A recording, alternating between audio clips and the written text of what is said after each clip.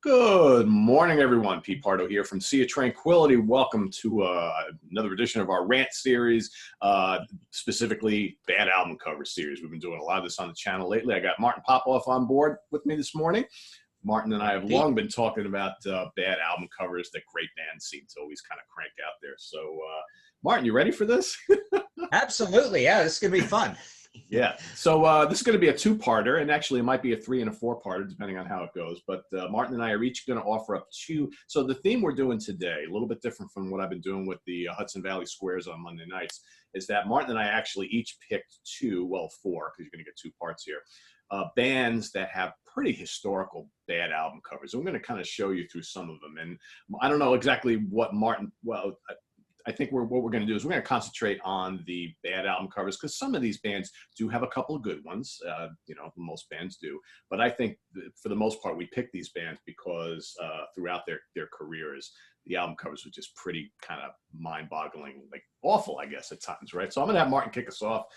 We kind of, what we did was we took the bands we picked and we did them alphabetical. So we're starting at the beginning of the alphabet. On Wednesday's episode, you'll get the end of the alphabet. So Martin's going to kick us off with ACDC. Cool.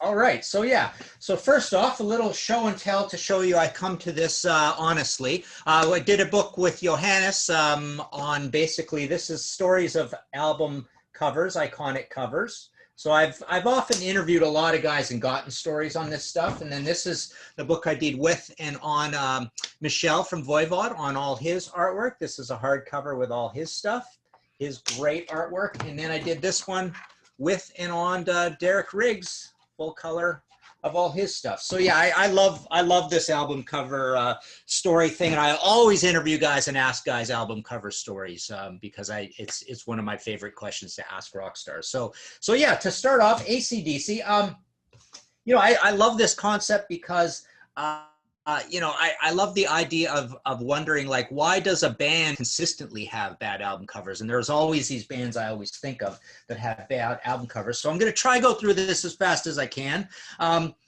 So yeah, start off early on. This is in roughly in order. So ACDC. So we start off with, just basically, a basic hand-drawn thing that looks cheap and indie, but kind of cool. TNT, not so bad, right? Sorry for the plastics here. I'm going to try to show these as good as I can. High Voltage, not great. So these are the Australian issues of these things. Then you get into this weirdness, when they reissued Dirty Deeds, what is this? And then we get this idea that I'm not crazy about that we're going to see throughout all the ACDCs. They're trying to push Angus as the icon of the band. And I've never liked that, pushing one guy forward so much so that it's, it adds extra to the story, of course. I mean, it's the idea that we at least have superstars in our band. We're not all faceless, and we have a mascot, and they're pushing the idea of the school suit and all that stuff. But, as you can see, we really don't have an ACDC logo yet. And then finally, we do have an ACDC logo. I never thought this was a great live shot of the band, and I'm not crazy about their logo either.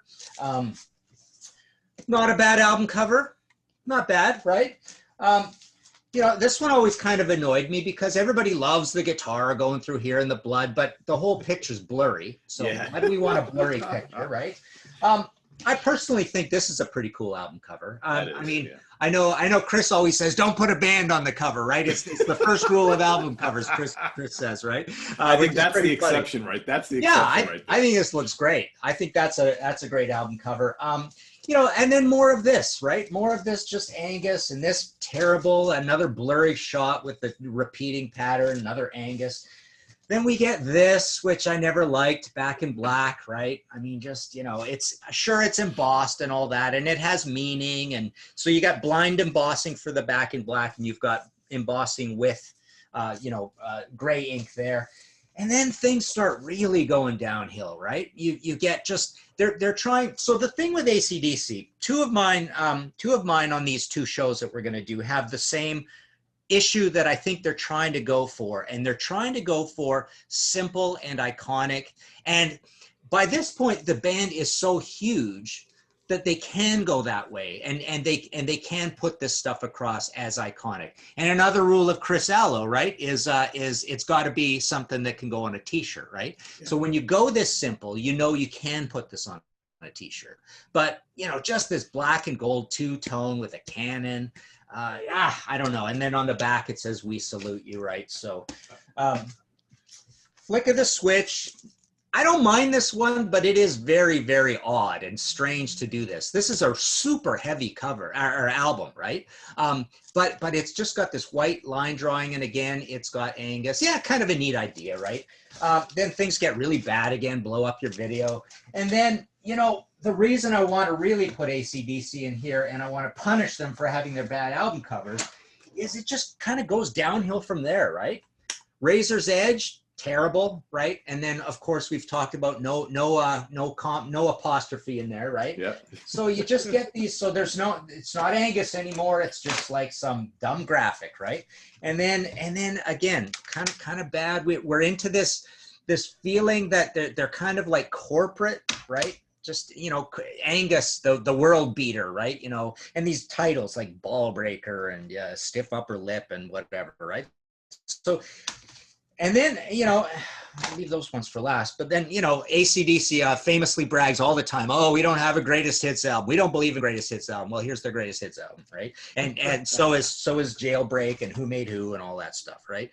ACDC Live, another just kind of like crappy live shot, right? No big deal. And then, of course, I'll even take the plastic off for these two because they're so bad. Black Ice and Rock or Bust. I mean, Rock or Bust does have the reticulated or whatever it's called, right? So it's a little fancy, but I hate the title and just like why are you just this bad now, right? Now bands sometimes say, and when I've interviewed bands and said you have crappy album covers, they often kind of defend it and say, well, when vinyl went down to CD, you only had 5.5 inches square to work with, and then they defend. What's that? That's not a good answer. Sorry. Yeah. Well, and then they say now it's like, oh, well, now it's computer files and it's just the thumbnail. So, that you need that just for the thumbnail. And then, yeah, I mean, it makes some sense, I suppose. But still, it's just kind of just throwing the art of the album cover out the window. So hope that was fast enough. So that's my ACDC. And again, the band is so huge. One of the biggest bands in the world, probably one of the top 3 or 4 biggest bands ever, right? The idea is that they are so big that so many of these album covers, there's the good ones that are iconic, absolutely, but so many of the middle ones, which wouldn't be iconic if you were just a poverty-stricken, band, 4 guys living in a room, those medium-sized ones, a lot of people will argue and call them iconic just because they're such a massive band, right? And there's millions and millions and millions of copies of that artwork, and it's on T-shirts and whatever. So, but yeah, I would say over the course of that, it's a band with bad album covers. Yep. And I agree with you about the Angus thing. I mean, we all love Angus and we know how cool Angus is, but we're not like talking about like Yngwie Malmsteen's discography, right? We know why Yngwie's on the cover of every freaking album, right? I mean, exactly. There's more guys in the band. I love that episode, but that was hilarious watching you guys talk about Yngwie. That was good. I mean, those are some bad album covers, right? I mean, geez, we could do that whole catalog, but all right. So my first choice here is going to be Grand Funk Railroad. And yeah, some of these are just puzzling album covers. So yeah, and their first couple albums came out in the late '60s, so I guess we can kind of walk past these a little bit and understand why they are what they are. But so On Time was their debut. All right, yeah, I don't know, holding clocks and just I don't know. It just to me, what are they trying to do here? What are they trying to look like? So again, this is their debut, so really nobody knew who they were at the time. But does this really convey what Grand Funk Railroad's all about? I don't know. Then the second album, which is kind of iconic because people always, it's the Red album, right? And it's got a live shot, although kind of in negative with the color red around. Not bad. This one's okay. I think people kind of dig on that one.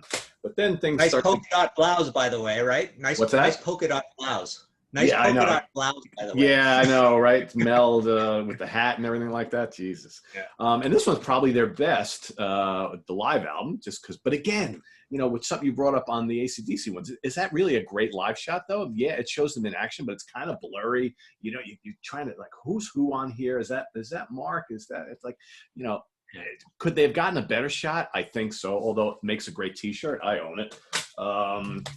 I was never a big fan of this one, although I say that, yet I bought a T-shirt with this on it. So you know, what do I know, right? But yeah, I don't know, just kind of whatever. This might be one of the worst ones. So Survival. I get it. You're trying to tie the title of the album in with cavemen trying to survive, but I mean, that's just sorry. Don't dig it. All right, we'll skip the next live album. Let's see. E Pluribus Funk. Yeah, more.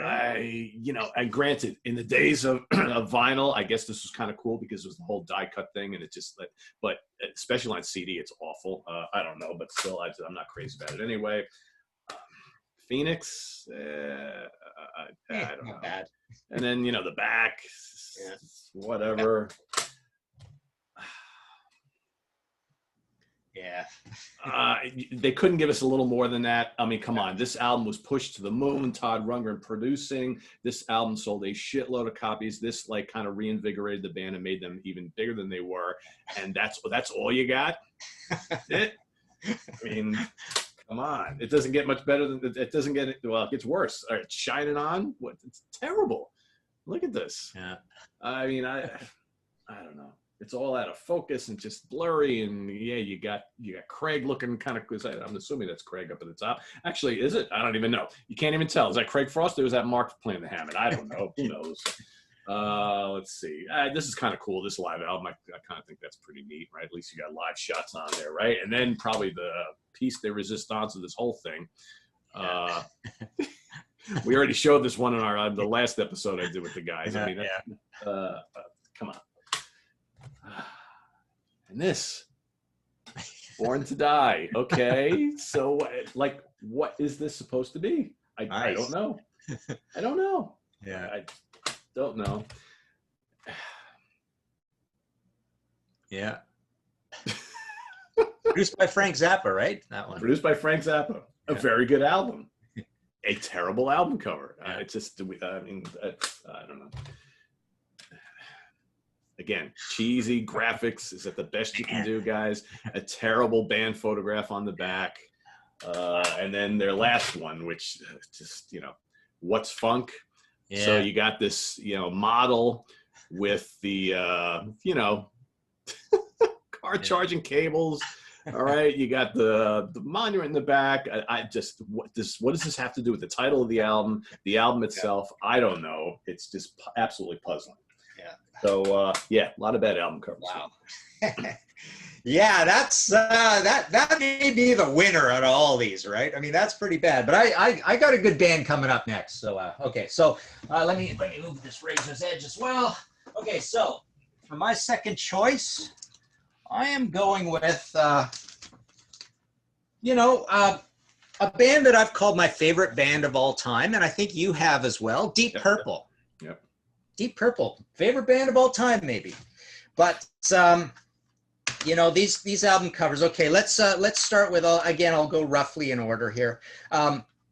We've got the early, the Rod Evans era, and you know, Book of Taliesin, not bad. You know, cool psychedelic cover. This is a sampling of, I guess, a Hieronymus Bosch painting, I believe, probably. Anyways, so not terrible, right? Then they do that classical album with the title that nobody can understand because it's got like 50 words in it and it just looks ridiculous. Like it's made to look like a classical album, so fine, but it's annoying, right? Then you've got, let's see. So next we go to In Rock. And I swear, Deep Purple has this problem with probably like they come up with a concept or a title and then they say, okay, make that happen. Link it to the title somehow or whatever, right? So now, some people like that. I mean, the idea itself is not terrible. Yeah, I don't like the colors, though. I don't particularly. I agree with you. It's a little too bright. And let's see what they come up with for the back cover. Nice. Okay, there we go. So then we've got Fireball. And again, it's almost like, so I've noticed this with a theme in going through this. Deep Purple, it's almost like they say, wow, so we want to call this Fireball, make that happen, but stick us in it somewhere, right?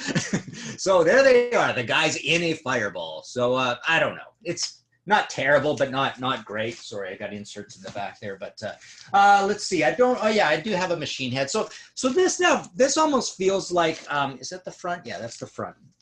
This almost feels like this is kind of cool, and the concept of how they came up with it was cool with the cast metal and stuff. But the only reason this is kind of cool is because it's a massively iconic album, right? I mean, it's basically it's willed itself into pop culture consciousness, and so it's a little bit like, I remember interviewing Billy Squier once, and he told me this story about. Yeah, and I was sitting around at the bar, and these guys came up to me and said, "Hey, you know what? We've got a new band going. We're called the Cars." And I go, "Nice name, like that's gonna really go far." Yeah, good idea, the Cars, right? So the idea is like the Cars and the Police. If you absolutely kill it out there in the marketplace, people forget how stupid your name is, and they associate it with the band itself. So it's kind of the same way in a visual way. If you make something super iconic, this image will will itself into your brain as iconic, right? Martin, could you show the back cover of that? Oh yeah, so the back cover's got that's the reason why it's called Machine Head, right? That should have been the album. That should have been the album cover. Good point. That should have been the album cover. That is a better album cover, right? Yeah. Good point. And we've got compilations like Purple Passages, real nice job on that. I don't think I have a 24 karat purple here, but that was horrendous, for a greatest hits album cover. Then we've got, the live shot on the brown, and the type style is not bad, but you know what? If you're going to give us a live shot of Deep Purple, how about not have Ian playing the bongos? Absolutely agree with it, because I love that shot, but I wish, it's just Ian. No bongos, please. Yeah, no bongos, no. Ian's got to be standing there shrieking in the microphone. That's what you want to see. I don't know if I've missed one. I don't think I have, but Who Do We Think We Are? Not great, not terrible. The colors are kind of cool, right? But it doesn't really link really with the title. I mean, on the the gatefold it links a little more with the title, because what they do is they show a bunch of press clippings, right, in the gatefold. Let's see. I don't think I have a Stormbringer here, but Stormbringer, and do I have a Burn? Maybe I don't have a Burn either. Maybe that's framed up. Stormbringer and Burn are both amazing album covers. They're both so cool. Burn has the candles, which were actual candles, and they burnt down and they shot it. Stormbringer is that beautiful, beautiful painting with the brand new Deep Purple logo, which looks really cool. And then they used it many, many times. Not all the time, but they used it many times moving forward. So those are two of the greatest album covers of all time, right? Then you get Come Taste the Band, kind of creepy. Who wants to taste the band? But basically, they probably came up with an idea like, so that's the title, make it happen, and stick us in it, right? So they stick them in. The only thing that could have been worse is have them swimming naked in a thankfully we don't have that. And moving forward, I guess I don't have a Made in Europe here, but again, they a small picture as an inset. Then we get into this. Never liked this DP logo that they came up with, and they use it over and over and over again. I don't like it. I think this album cover is stupid. I don't like the white. I don't like the red. I just think it's dumb. My House of Blue Light is framed up somewhere, but again, that one looks really cheap, like a cheap, 80s set put together. It doesn't look good. Didn't think this looked very good. We got the DP again. The illustration's not great. And then again, kind of like ACCDC, I wanted to punish Deep Purple because they get worse and worse and worse, right? Nobody's Perfect, the live album, not the worst thing in the world, but not great. I mean, it's just kind of neither here nor there. It's kind of pretty, right? There's a good live shot on Come Hell or High Water. It's good. I like that they're using the Battle Rages on font, and this looks cool, the religious font. or Gothic or whatever, and a great live shot. There's another Made in Japan for you with the bongos. And then, you know, I don't have a Whoosh here, but Whoosh is actually a good album cover. I think it's pretty good. But we have this this great run of Perpendicular. Horrible. I just always hated this. Hate the colors. It just reminds me of Sunday afternoon soap opera bathroom colors, right? Just washed out, kind of boring colors. I'm gonna leave the worst for last. Abandoned, not a terrible album cover, a little unsettling. This is by a buddy of mine, Johannes, who I did that book with, Fade to Black. He's an album cover guy in his own right. Allman Brothers, Deep Purple, Uriah Heep. So he designed this one. Very unsettling because it's somebody diving off of a building in New York City, probably. I think it is New York City, so it's kind of unsettling. But not a terrible album cover. I liked the title, Abandon, you know, because the big B and the big O add band on, like this is a band turned on, right? Kind of cool. Rapture of the Deep, you know, whatever. And then the very worst for last, Now What? Yeah. So you get, first of all, you know, question mark, exclamation mark in the middle of the page. What is that about? Now what? The now is capitalized. The what is not, is upper lower, and there's no punctuation after it. But every time, but then you look at the spine and, oh, that's how you spell it. It's hard to tell. Yeah. It's supposed to, so it's now what, question mark, exclamation mark, yep. But not on the front. Purple. And how about that logo? That's white. Terrible. That yeah, logo this is awful. This is just, so Deep Purple, you know, I think what they've always got at is it's different from ACDC, and they're not trying to be iconic with what they're doing. They're trying to be a little lighthearted, and they're also possibly putting forth the message, we don't take these covers seriously, and it's obvious they don't put a lot of work or thought into them. And you know, if you talk to them like philosophically, they would probably, because they probably know they have bad album covers, they would probably say the album cover doesn't mean anything to us. It's the music what counts, man. You know, we're geniuses when it comes to the music. Forget about, you know, that doesn't matter. That has nothing to do with anything. Well, it does have a lot to do. I mean, people love good album cover art to go with the stuff. So, and Bananas as well. What am I missing here? So yeah, Bananas, people, they got a lot of complaints for Bananas because it's a stock photo of a truck, I think in India, loading up with bananas. Ian told me the story about it one time. But yeah, these flippant album titles along the way as well, like Now What and Whoosh and all that. So their whole idea again is just this idea, don't take the imagery and the pictures too seriously. Although then they never really say that about their music. I think they want their music to be taken seriously, but yeah, it's just they just kind of like pooch it on album covers. So there you go. There's my number 2. And you know, and I get it. I think in more modern times, I think people don't buy albums, not like in the old days. You remember, Martin, we were growing up, we would go buy albums based on how cool the cover was. I mean, I did that all the time. That doesn't really happen anymore because there's no more browsing in record shops like there used to be. Yeah. But still, you have to take some kind of care in what you put out there, right? I mean, all right. So my next choice, and this band has 1 million albums. And I didn't pull them all because, quite frankly, their 70s albums have pretty damn good album covers. But then all of a sudden, when the 80s started, it went completely downhill. I'm talking about Nazareth. So Nazareth's got, you know, Hair of the Dog, Expect No Mercy, Loud and Proud. All those album covers in the 70s are really, really cool. And then all of a sudden, like the 80s hit, and it's like they said, you know what, we don't care about album covers anymore. We're just going to pump out records and quite frankly, most of the records aren't even that good. So what does that tell you, right?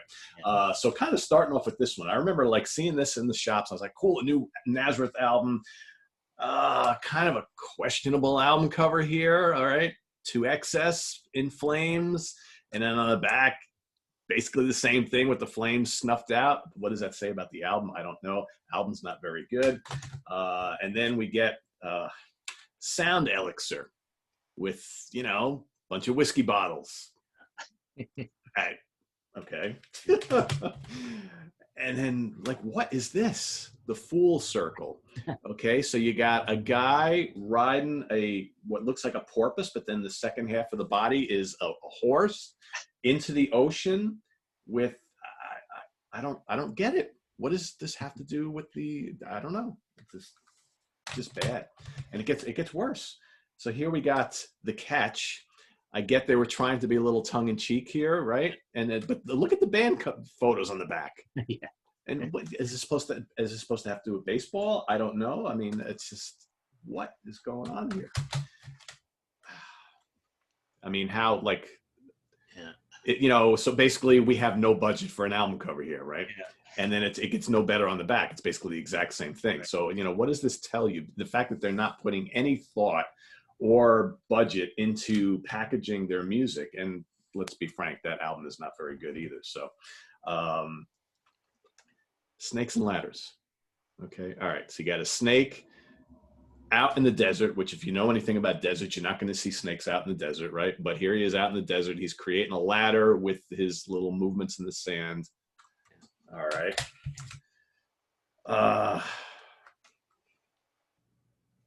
No jive. Okay.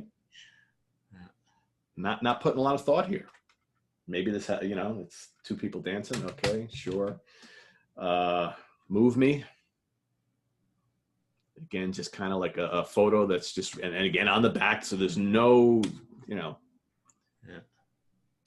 it's like at this point, Nazareth's just like kind of cranking out albums, and it's just like the music, I think, was suffering at the time. The album covers weren't giving you any incentive here, and Boogaloo. Right. Yeah. Yeah. And what's interesting about like all of these albums, and again, because I'm a fan, I obviously got them all, but the band was pretty faceless at the time. The albums are pretty forgettable. The album covers are pretty forgettable. It's like it's this run of like probably about a decade and a half where the band is just really kind of struggling to stay relevant. And granted, there's some good songs here and there on some of these albums. They're not. Pete, a point I want to make, seeing all these with kind of the same thing on the back or exactly the same thing on the back, it reminds you a little bit of blues lyrics where you repeat all the time. And it's almost like to make you focus on the image and take it more seriously and slow down and not move on to the next image, right? Yeah. And also it's a little bit like a band not doing an encore, like leaving you wanting more, or a band turning in a 30-minute album. They're basically saying, focus on what we just did, not move on to the next image. So in a way, when they put the same thing on the back, they're kind of trying to tell you, wait a second, this image is really cool. Take a look at it a second time. Yeah, but it's not. That's the problem. It's not. And I have a hard time with these albums because, we're talking about, No Mean City, like we had to Expect No Mercy, Hair of the Dog, even Malice in Wonderland is kind of a cool album cover. Yeah, I love that. Close Enough for Rock and Roll. I was looking at that this morning. I'm like, that's actually pretty cool because you got all the fans outside, looking into the to the limo, right? It's like they really put a lot of thought into their album covers in the 70s. And then this is like, there's like no thought whatsoever. None. Yeah. If you're a fan and you're going and you're going to the record shop and you're seeing these, you're like, okay. And you're a fan of Nazareth. Do these give you any incentive to, want to go out and buy these? And then, the music's really not that good either. So, but see, that's the thing. They're trying to be generalist and mature and say we're not heavy metal people. So, because when we bought Expect No Mercy and No Mean City and Hair of the Dog, we wanted it to be even heavier than it was. The album cover was slightly heavier than the music. Yeah, exactly. Yeah. So it's a little bit like, oh, we're growing up, so we're going to give you, mature generalist images that could be universally interpreted. It's one thing to grow up, but do you want to be boring and forgettable? Yeah. And that's kind of what these are, right? And I think they kind of redeemed themselves a little bit, like in more recent years. Like they had some album covers that are not too bad. But these are just historically just really bad. So, great choices, yeah. So Martin and I are coming right back. We'll see you on Wednesday morning with part 2 of this episode. So should we divulge who we're doing? So I'm tackling the Scorpions and UFO, and Martin is doing Def Leppard and Van Halen. There we go. So stay tuned for Wednesday morning. You'll see it live here on the channel. So for Martin Popoff, I am Pete Pardo. See you guys real soon. Bye-bye.